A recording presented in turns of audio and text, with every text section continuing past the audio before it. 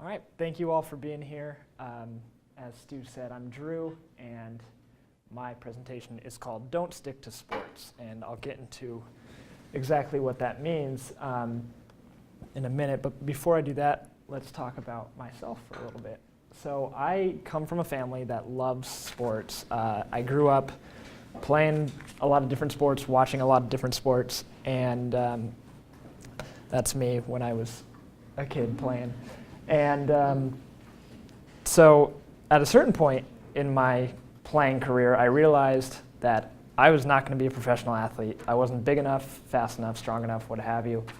But sports were basically my whole life, so I had to think about what I wanted to do. And I stumbled across broadcasting as an option, and it really intrigued me because you can still be at all these different events, sports games, and interact with players and fans and everyone. And yeah, you're not an athlete, but it's, in my opinion, the next best thing. So Biola offers, as everyone here knows, a broadcast emphasis, and so that's a big reason why I came to Biola. A lot of schools I looked at had journalism, but they didn't have the broadcast-specific emphasis, and so I really liked that. And when I came to Biola, I was exposed to new perspectives. I kind of realized I was living in a bit of a bubble in my life, and I cared about very few things: sports, my family, my friends, things like that. And I realized that there's so many people with like real issues, and there's real world problems going on all the time, and I need to care about these things. And it helped me realize that, yes, I still love sports and I still want to work in sports, but I need to care about other things. And so this issue popped up fairly recently. I'm sure you've all heard about this, but NFL players started taking a knee during the national anthem, and other athletes from other sports followed suit. And it was a big controversy because Donald Trump attacked it, and he referred to the players as SOBs and told them to get off the field, basically saying they should lose their job if they take a knee during the national anthem. And when you hear what the players say about their protest, it has nothing to do with disrespecting America or the flag. It was about fighting for rights for minorities. And so there was a lot of sports journalism, a lot of people in sports journalism supported the players and backed them up, saying they're right to protest. But a lot of people, even if they're not huge Trump fans, agreed with Trump on this. And the phrase that keeps coming up on Twitter and everywhere is stick to sports. So basically they're telling athletes, you're not qualified to speak on issues, and you need to just stick to what you know, which is playing a game. And I'm going to tell you why those people are wrong. So there's 4 reasons. There's legal reasons, there's historical reasons, they're using a double standard, which is wrong, and there's biblical reasons. So I'll start with the legal reasons, and you guys all know this if you've taken a class with Stu. The First Amendment, it's our favorite because in that amendment we get the freedom of press, which basically allows all journalists to do their job. We are allowed to report on the news and tell the truth in our reporting. But also an even bigger freedom in there is freedom of speech. So that's just whatever we say is protected as long as it's not harming other people. And so these athletes, by taking a knee, are exercising freedom of speech. So whether or not you agree with what they're doing, they have a right to do so, and the journalists have a right to report on it and say that it's okay. And it's also, their protest is peaceful, which is also covered in the First Amendment. It's the right to peaceably assemble and petition the government. And then some historical reasons why this protest should be allowed is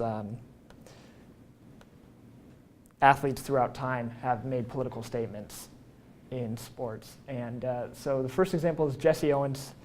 And in 1936, the Olympics were held in Berlin, Germany, which was under Nazi power. And Hitler wanted to use the Olympics to prove once and for all that the Aryan race was superior. And Jesse Owens was a black man representing the USA in the Olympics. And he went over there and he won 4 gold medals, which was a record at that time. So he just dominated.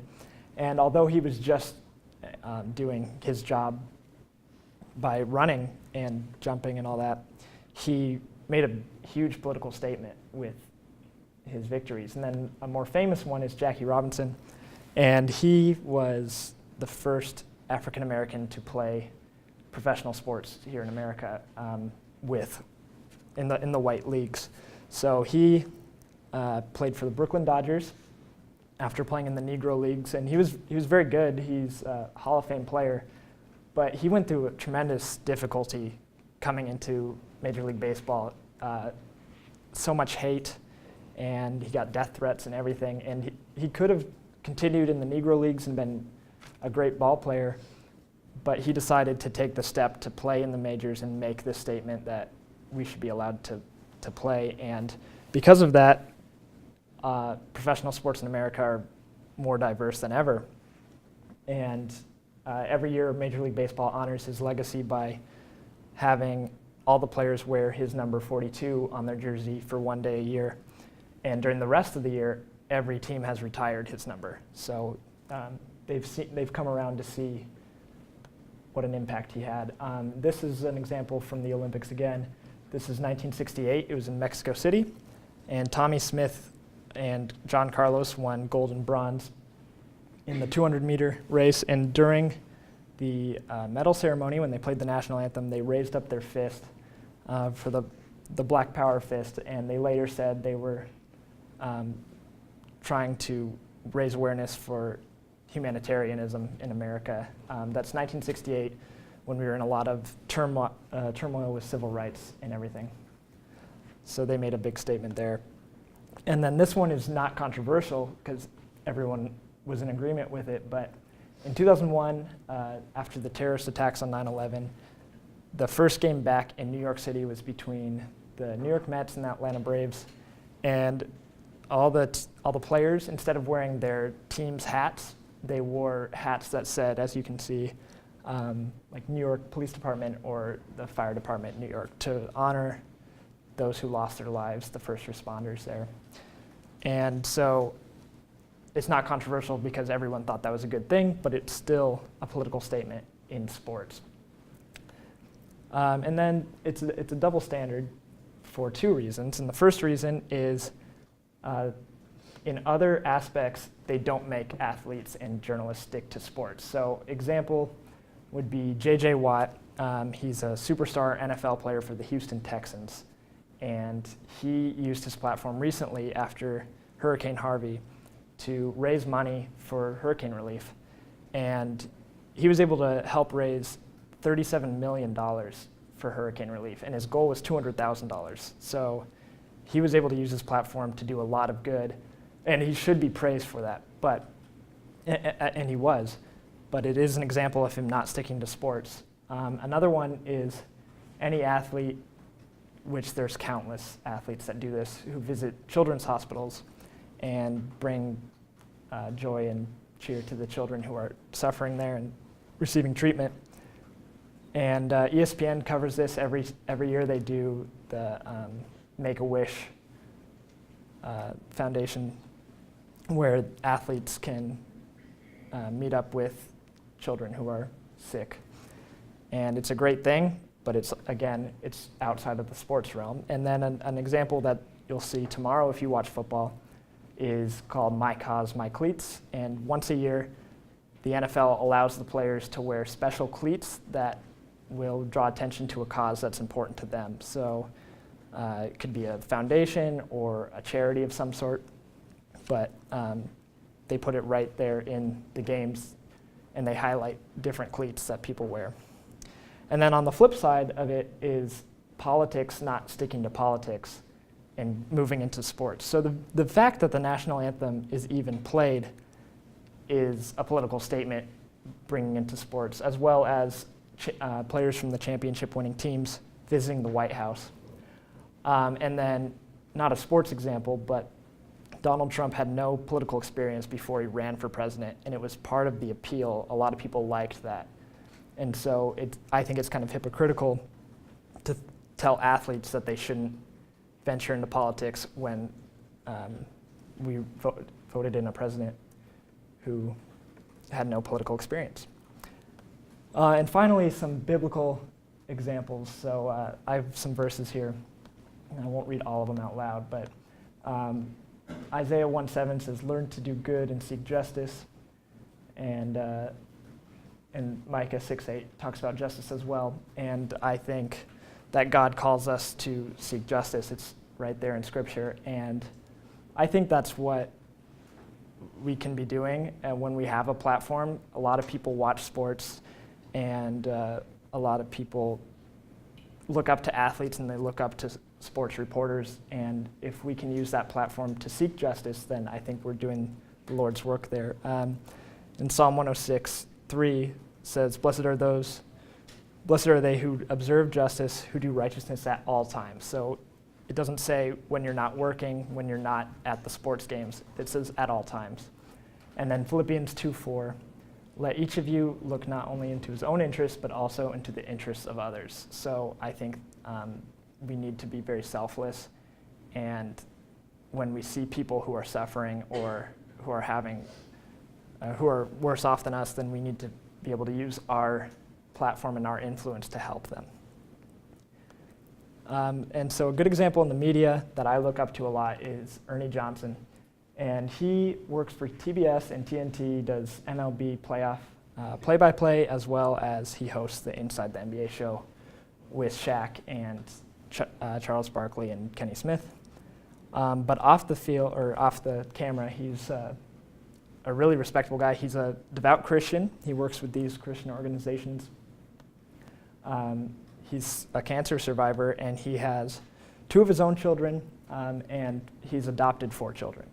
And one of his kids that he adopted has muscular dystrophy, and Ernie has used his influence to bring a lot of awareness to muscular dystrophy and try to raise money for a cure for that.